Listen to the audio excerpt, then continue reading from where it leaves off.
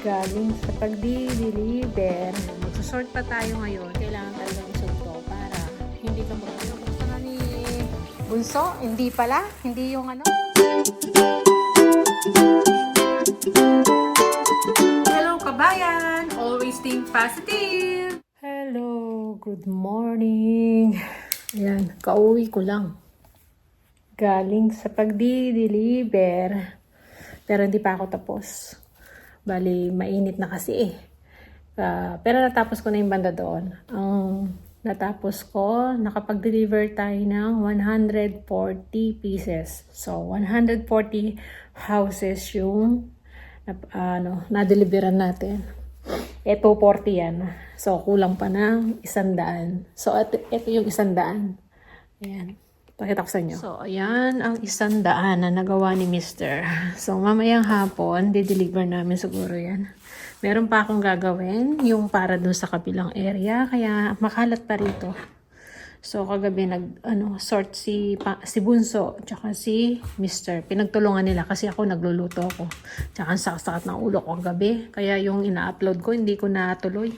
Ngayon ko siguro siya i-upload, ipapublish ko na lang. So, magsusort pa tayo ngayon kasi gagawin ko yung yung para dun sa kabilang area. 200 pieces naman. Ito para sa yung dito.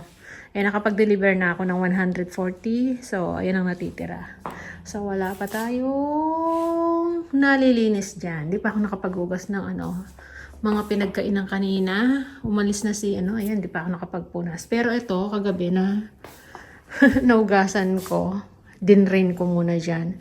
So, lalagyan na natin sa mga lagayan. Tapos, ayun, saka lang di pa napunasan. Wala pa akong nalilinis. Di pa ako nakakapagwalis. At nakakapagdilig. 2 araw na akong di nakakapagdilig. Na-busy. Maalis kami lagi. Mamaya, aalis na naman kami ni Mr. nito. So, yan nga. Mamaya nito, aalis kami ni Mr. Yan. Para mamili na. So, nakagawa na ako ng lumpia. Yun na lang mga kulang-kulang na sangkap ang bibilihin ko. Ayan, suot ko na pala yung ating uniform. Ayan, may nagtatanong nga pala si shout out kay sis Julie's Journey of W ata yan. Yun, sis, nagtatanong siya kung kailangan pang magsuot nito.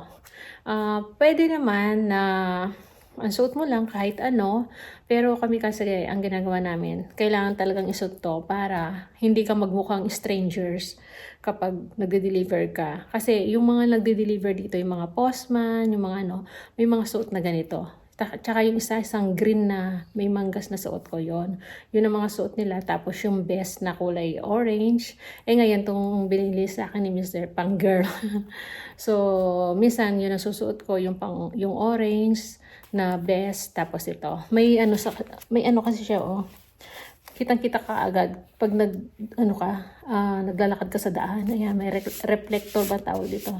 Ayan. So, kaya kailangan talaga magsuot nito. Tsaka, hindi ka magmukhang stranger sa kanila. Alam nilang nagde-deliver ka. Parang hindi isipin na parang nag-spy-spy ka. Alam mo naman, di ba? Na kasi bahay-bahay yung pinupuntahan natin. Nagsusuksok tayo sa mga mailbox nila. Baka akala nila kung anong kinukuha mo, ganon. Pag nakaganito ka, nakabest ka, alam nilang postman ka, yung nagde-deliver ka, ganon.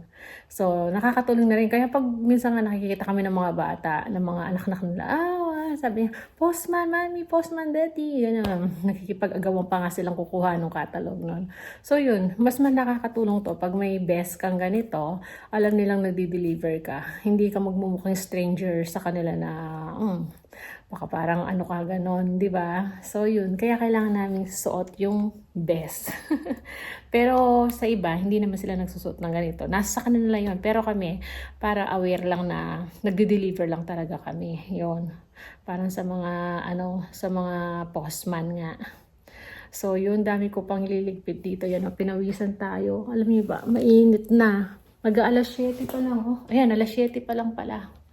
Alas 7, ayan. 20 degrees na, kaya tinigil ko na. Baka mahilo na naman ako nung sumakit ang ulo ko kahapon. Nagbiyahe kami. Ang saksakat ng ulo ko. Galing kami sa IKEA. So, pinakita ko yung pinamili namin. Tinulungan namin si Bunso. Bumili siya nung parang lagayan niya doon sa mga gamit niya. Hindi pa niya nga na-assemble, parang cabinet. Tapos nagpabili rin si panganay ng lagayan din niyang ewan ko, para saan yun. So, kaya napapunta kami ng IKEA kasi nung isang araw pa nagtatanong si Bunso kung kailan pupunta doon. So, na rin ako. Sumama ako. Ayun, nakabili tayo ng mga ilang mga nakasale yung mga binili ko. Kaya mura lang. Yung iba $4, yung cover ng Cushion, lang yun, $3. Yung isa, $10 yun. Pamalit ko dito sa bago mag-New Year. So yan, magdidilig muna ako, balikan ko kayo uli. Meron na akong ulam na niluto kagabi. Kaya nga na-busy ako, hindi ko natulungan si Mr. sa pag-sort. Ako ngayon ang magtutuloy na mag-sort. Kasi nagluto ako ng pork curry. So, yun ang binaon ni Mr. Wala palang pasok ngayon si day off pala ni panganay. Bukas pa siya papasok. Tapos si Bunso, Thursday pa tayong pasok niya. Parang ganun. So, yun. Balikan kayo mamaya. Yan. Hapon na tayo nakabalik. Yan, mag-aalas 3 na. 2:40. Hindi pa ako tapos maglinis. Yan, nagmamap tayo. Nakapag-vacuum na ako. Ayan, pawis na pawis tayo. And then, ilang beses nang tumunog yung ating doorbell kasi nga, may mga dumarating na parcel. Yung isa kanina, yung maliit, kay panganay yun, ay kay Bunso yun. So, siya rin umorder din naman ito. Ayan, hindi ko alam ano to. Mamaya, tatanungin ko si Bunso. Yan, box natin. Baka ito na yung hinihintay namin na anong tawag dito? Yung vacuum. Kasi umorder kami ng vacuum. So, share kami tatlo. Si Mr. ako, tsaka si Bunso. Ayan. Dapat nung pa to nung bago magpasko. Kaya lang, dahil holiday, hindi dumarating. Nag-delay siya. Bali, 1 week siya bago na dumating. Ngayon, bago mag-New Year, dumating naman. Kasi yung ginagamit kong vacuum ngayon, na siya, mahina na siya. Tapos, yun nga, ang gusto namin nga, cordless na lang. So, umorder kami. Nakasale kasi to So, yung bakas-bakas kami. Kasi din siya na, dati siyang 200 plus ata to, 229. Tapos, naging na lang siya, 140. O, di ba? Nakamenos na kami. Kaya hati-hati kami tatlo para mabili lang to. So, yeah, mamaya, baka ito na yon. Kasi mabigat-bigat Pero, hindi ko alam kung ito na nga yun. Pero, sabi kasi doon sa ngayon darating or bukas. Kung hindi man, kung bukas man yung vacuum, hindi man ito, edi unbox na rin natin pag dumating. So, yan, tuloy ko lang yung pagmamap. Nag-ayos kasi ako rito. So, yan, naglinis. At mamaya, magde-deliver pa kami uli ngayong hapon. Hintayin ko lang si Mr. So, yan, see you ulit mamaya. So, yan, binubuksan na ni Bunso. Hindi pala. Hindi yung ang tawag dito, vacuum. Speaker pala niya. Ayan Ay, kumpleto na yung kanyang gamit. Ang dami namang in-order tong Bunso na to. Tapos, di ba, bumili pa kami sa IKEA. Na-assemble na pala niya. Ito na pala. Ayun. Ito yung binili namin sa IKEA. Yan ang binili niya. Patungan niya ng di ba, nung gift niya sa sarili niya yan. Tapos, ito. Yan. Nakita yung speaker kay Papa to? Yeah. Hiniram mo? Yung bigay ni Kuya Apa? Bigay ni Kuya kay Papa. Yeah. Okay. I'll give it back now because I have it home. Yan pala. Ito yung binili niya para sa sarili niya. So, may speaker na siya. Ayan, may speaker ka na pala Huh? Yan ang yung speaker mo. Dumating na. Yeah, for my vinyl. So, speaker pala. Wala pa yung vacuum. So, tuloy natin to. Baka bukas pa nga yun. No? Okay. Tuloy natin paglalampaso. So, yan. Balik tayo. Tapos na ako maglinis. Pero hindi ko pa natanggal yung ibang Kasi nagbawas na ako ng mga yung mga decoration ng sa Christmas. So, ito na yung itsura. Nagtira na lang ako ng ilan. Tanungin ko pa si Mr. Magtataka yan, nagbawas na ako. Nag-iba na naman yung yung ayos ng bahay. So, pakita ko sa inyo. So, yan. Nilagay ko na yung nabili nating sa IKEA. Cushion cover. So, dahil mag-New Year, so, naka-motif tayo ng mocha mousse. Ayan. Mocha.